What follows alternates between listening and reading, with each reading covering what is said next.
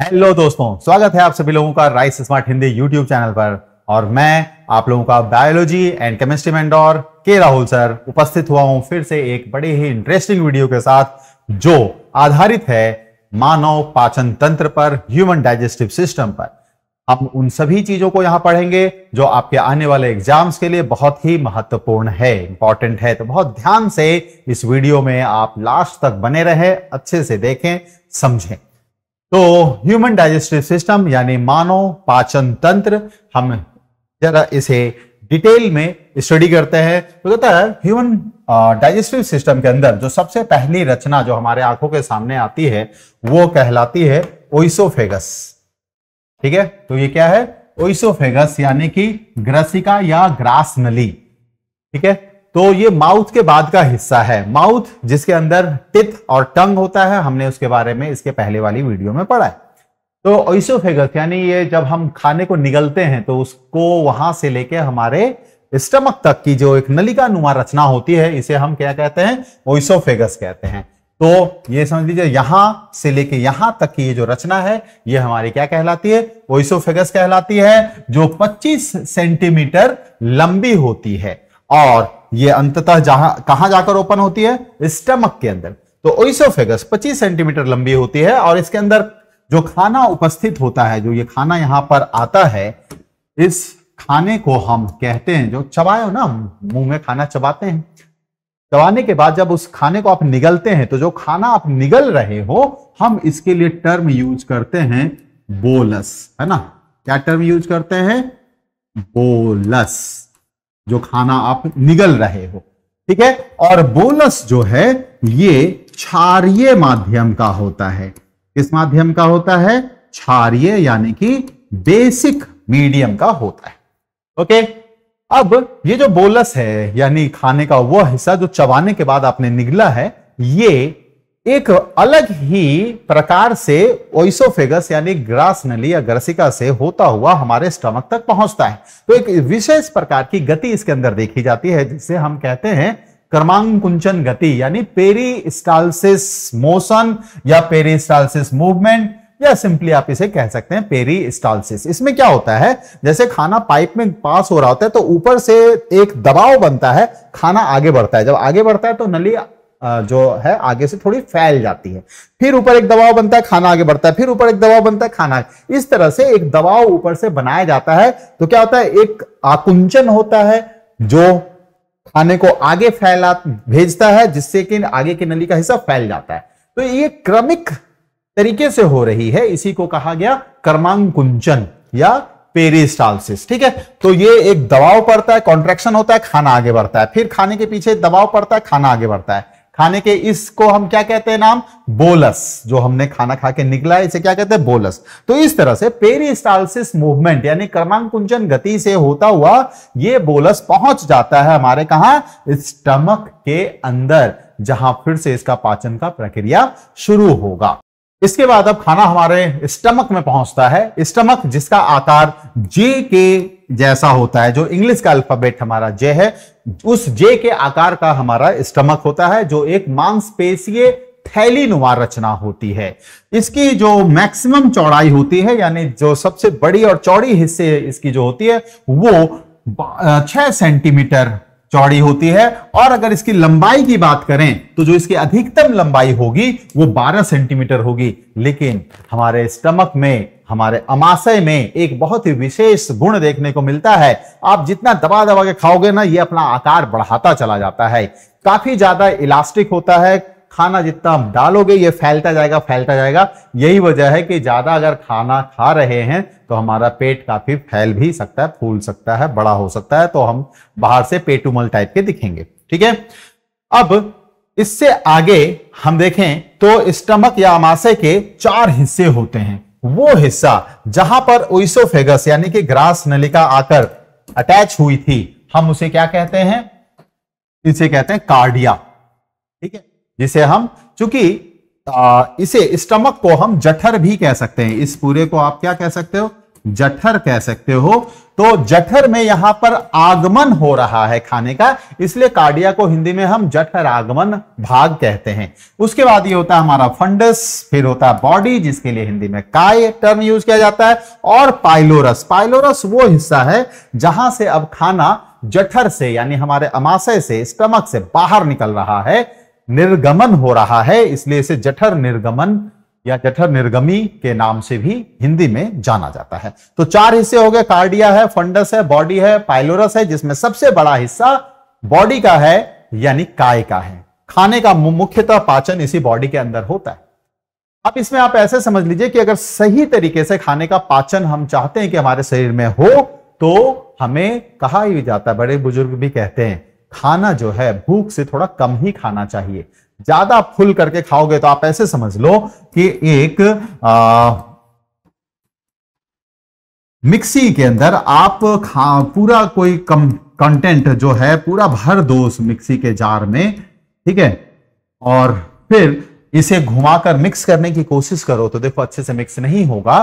तो ऐसा ही हमारा ये मिक्सी के जार के जैसा हमारे इस स्टमक को, अमाशय को या जठर को समझ लो। अगर इसको पूरा भर दोगे खाने से तो जो इसमें जठर रस निकलता है वो, यानी कि जो गैस्ट्रिक जूस निकलता है, जठर रस निकलता है, जो एक तरह से पाचक रस है यानी डाइजेशन में मदद करेगा, वो हमारे खाने के साथ प्रॉपरली मिक्स नहीं हो पाएगा।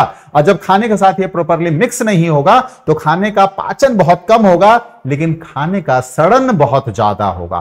तो सड़ने वाला हिस्सा जो खाने का होगा वो ज्यादा होगा, पचने वाला हिस्सा कम होगा। जो पचेगा तो शरीर को लग जाएगा, लेकिन बचा हुआ बड़ा भाग खाने का वो सड़ रहा होगा अब आपके डाइजेस्टिव सिस्टम में, जिसकी वजह से क्या होगा, आपके अंदर गंदे गंदे बदबूदार गैस बनने लगेंगे। तो गैस की भी प्रॉब्लम होगी, और वो गैस जब शरीर से बाहर निकलेगा तो आसपास एक दुर्गंध वाला माहौल भी बना देगा, तो हमारा शरीर फिर खराब होगा। तो यहां पर मैं हमेशा हर बच्चे को एक ही बात कहता हूं, आप किसी भी पार्टी में कहीं भी जा रहे हैं तो एक चीज याद रखिएगा, खाना फ्री का है, शरीर आपका अपना है, जो बेस कीमती है, इसका कोई कीमत नहीं है। तो ज्यादा खाने के चक्कर में शरीर का नुकसान ना कर लेना, खाना उतना ही जितना आपका शरीर बहुत आराम से और अच्छे से पचा सके और शरीर को लग सके। अगर नहीं पचा, अपच हो गया, तो वो खाना भी बेकार और उल्टा वो हमारे शरीर को नुकसान पहुंचाएगा, याद रखिएगा। ठीक है, तो ये 4 हिस्से हैं इनके हमारे खाना स्टमक का। अब स्टमक के बाद जो खाना हमारा निकल के आता है वो स्मॉल इंटेस्टाइन, ये जो थोड़ा सी कर्व आप देख रहे हैं ये स्मॉल इंटेस्टाइन है, और ये हल्का पीले रंग का जो आप यहां देख रहे हैं बहुत ज्यादा मुड़ा तोड़ा हुआ सा रचना है, ये भी स्मॉल इंटेस्टाइन का ही हिस्सा है। स्मॉल इंटेस्टाइन जिसे हम छोटी आंत या क्षुद्र आंत के तौर पे हम जानते हैं, यानी क्षुद्रांत कहते हैं। तो ये हमारे डाइजेस्टिव सिस्टम का सबसे लंबा हिस्सा है, लेकिन बहुत छोटी जगह में ये बहुत ज्यादा मुड़ तुड़ के है, इसलिए बहुत मतलब कह लो फोल्ड कर करके इसको बहुत कम जगह में एडजस्ट कर दिया गया है। लेकिन स्मॉल इंटेस्टाइन हमारे शरीर का तो नहीं, डाइजेस्टिव सिस्टम का सबसे लंबा हिस्सा है। Longest part of the digestive system, human digestive system, जो 22 फीट लंबा यानी 7 मीटर तक लंबा हो सकता है। तो इसे स्मॉल इंटेस्टाइन क्यों कहते हैं? स्मॉल कहते हैं इसके डायमीटर की वजह से, कि इसके पाइप की जो डायमीटर होती है वो पतली होती है। स्मॉल इंटेस्टाइन की जो नलिका होती है उसकी चौड़ाई जो होती है, उसकी व्यास जो होती है कम होती है। लार्ज इंटेस्टाइन लंबाई में छोटी होती है, लेकिन इसका व्यास ज्यादा होता है, डायमीटर बड़ा होता है, इसलिए उस बेसिस पर इसको लार्ज इंटेस्टाइन यानी बड़ी आंत कहा जा रहा है। बड़ा है लंबाई में इसलिए नहीं कहा जाता है। ठीक है, तो इसमें पहले हमारा माउथ आया, माउथ के बाद ओइसोफेगस, ओइसोफेगस के बाद स्टमक यानी अमाशय या जठर, उसके बाद स्मॉल इंटेस्टाइन यानी कि छोटी आंत। अब स्मॉल इंटेस्टाइन के बाद हमारा किसका नंबर है? तो बड़ी आंत का। तो अब देखें तो स्मॉल इंटेस्टाइन जैसे कहा कि एक ये सी जैसा हिस्सा आपको दिख रहा है, इसे डिओडेनम कहते हैं, और ये जो मुड़ी तुड़ी सी रचना दिख रहे हैं इसके अंदर 2 हिस्से होते हैं, तो एक जिजेनम कहलाता है, दूसरा इलियम कहलाता है। अब यही इलियम की बात करें तो इलियम में एक और विशेष टाइप की ऐसी रचना इसके अंदरूनी दीवारों पर बनी होती है, तो एक उंगली नुमा रचना होती है। तो ये हमारा क्या हो गया? फिंगर लाइक स्ट्रक्चर प्रेजेंट होता है किसपे? इलियम के अंदरूनी वाल पे। वैसे ये जिजेनम पे भी होता है, जिजेनम और इलियम के अंदरूनी हिस्सों पे। ये एक अवरोधक का काम कर रहा है, पचे हुए खाने को तेजी से आगे बढ़ने से रोकता है। इससे फायदा क्या हुआ कि जो पचित भोजन है यानी जो डाइजेस्टेड फूड है उसके अंदर से जो भी डाइजेस्ट करने के बाद महत्वपूर्ण पोषक पदार्थ निकला है, इंपॉर्टेंट न्यूट्रिएंट्स जो हमारा निकला है, उसको एब्जॉर्ब किया जा सकता है, अवशोषित किया जा सकता है ज्यादा से ज्यादा। अगर वो पूरी तेजी के साथ बाहर निकल गया तो इससे पहले कि हमारा शरीर उस पोषक पदार्थ को, उस न्यूट्रिएंट को एब्जॉर्ब कर पाता, वो स्मॉल इंटेस्टाइन से बाहर निकल जाएगा।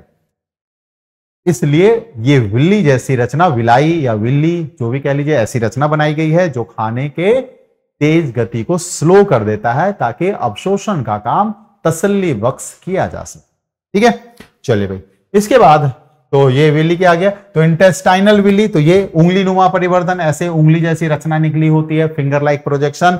तो ये क्या करता है, increase the absorptive surface area of the small intestine, यानी कि अवशोषण वाली जो क्षेत्रफल है उसको बढ़ा देता है।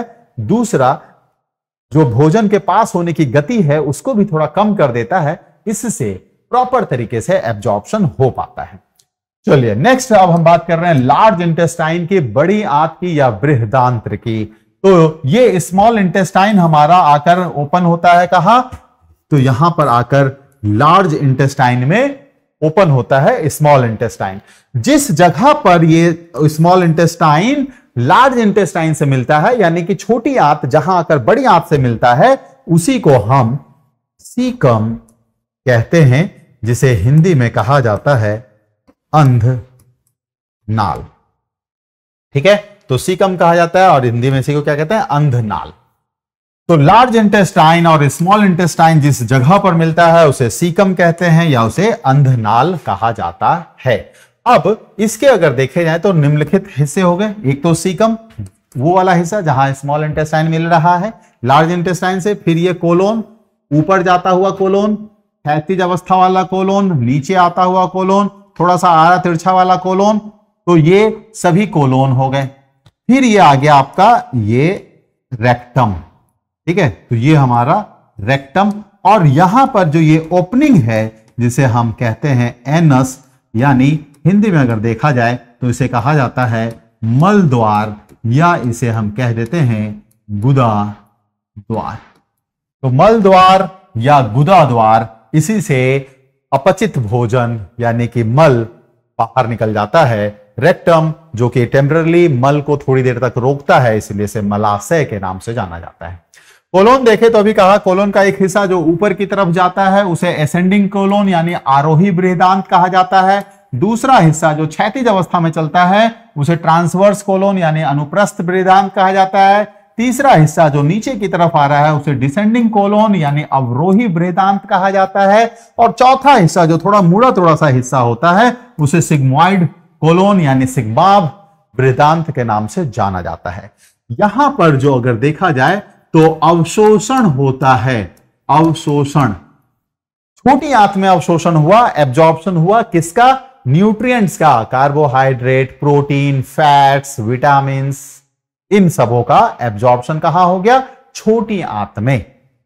बड़ी आंत में अवशोषण होता है, अवशोषण किसका होता है, तो पानी का। तो जब आपको प्यास लगती है और आप पानी पीते हैं, पेट से होते हुए पानी स्मॉल इंटेस्टाइन यानी अमाशय से होते हुए हमारे छोटी आंत, और छोटी आंत से होते हुए फिर यहां पर पहुंचता है बड़ी आंत में। फिर बड़ी आंत से जब पानी आगे को बढ़ता है तो ये बड़ी आंत वो पानी को अवशोषित करके हमारे रुधिर के साथ, रक्त के साथ मिला देता है। इस तरह से पी हुई पानी हमारे ब्लड स्ट्रीम में यानी खून के साथ मिल जाता है। तो पानी का अवशोषण कहां होता है, लार्ज इंटेस्टाइन में। याद रखिएगा, लार्ज इंटेस्टाइन यानी बड़ी आंत के अंदर किसी भी तरह के पोषक पदार्थों का, न्यूट्रिएंट्स का एब्जॉर्प्शन नहीं होता, सिर्फ और सिर्फ वाटर का एब्जॉर्प्शन होता है। ठीक है, चलिए, तो ये लगभग 5 से 6 फीट लंबा होता है, जहां के स्मॉल इंटेस्टाइन 22 फीट लंबा था यानी लगभग 7 मीटर। और इसमें देखें डायमीटर जो है वो 3 से लेकर 8 सेंटीमीटर के बीच में बदलता रहता है। सबसे ज्यादा जो डायमीटर हमें देखने को मिलता है वो सीकम के अंदर देखने को मिलता है। ठीक है, कहां देखने को मिलता है, सीकम में। तो सीकम के अंदर हमें देखने को मिलता है और जो सबसे पतली जो डायमीटर होती है वो वहां जहां पर ये सिग्मोइड वाला रीजन होता है, तो यहां पर सबसे पतली यानी नैरो होती है। तो इसी से होकर मल हमारा गुजरता रहता है और हमें समय समय पर मल त्याग करने के लिए जाना चाहिए। अगर मल का सही समय पर निष्कासन नहीं किया, मल त्याग नहीं किया, फीकल मैटर को अपने शरीर से बाहर एक्सक्रीट नहीं किया, तो यहां पर वाटर के लगातार, चूंकि लार्ज इंटेस्टाइन का ये सारा हिस्सा लार्ज इंटेस्टाइन का है, बड़ी आंत का है, ये हमेशा पानी का अवशोषण करता रहेगा, तो हमारा मल जो है वो सख्त होने लगता है, फिर उसका निष्कासन बहुत ही कष्टदायक होता है। और अगर ऐसी स्थिति बनी तो फिर कब्जियत होगी यानी कॉन्स्टिपेशन होगा, गैस बनेगा और ये भविष्य में जाके पाइल्स यानी बवासीर का कारण बन सकता है। तो एक छोटी सी गलती, उसकी बड़ी पेनाल्टी आपको मिल सकती है। ठीक है, चलिए, तो सेम चीज है, रिपीट हो रही है। तो ये था हमारा पूरे डाइजेस्टिव सिस्टम के अंदर जो ऑर्गन्स इन्वॉल्व थे उनके बारे में जानकारी। उम्मीद है ये वीडियो आप लोगों को बहुत अच्छी लगी होगी, कमेंट करके बताइएगा। नेक्स्ट वीडियो में आपसे मुलाकात होगी जहां हम पाचक ग्रंथियों यानी डाइजेस्टिव ग्लैंड्स के बारे में पढ़ेंगे। तब तक आप लोग अपनी अपनी तैयारियों में व्यस्त रहिए, मस्त रहिए, स्वस्थ रहिए।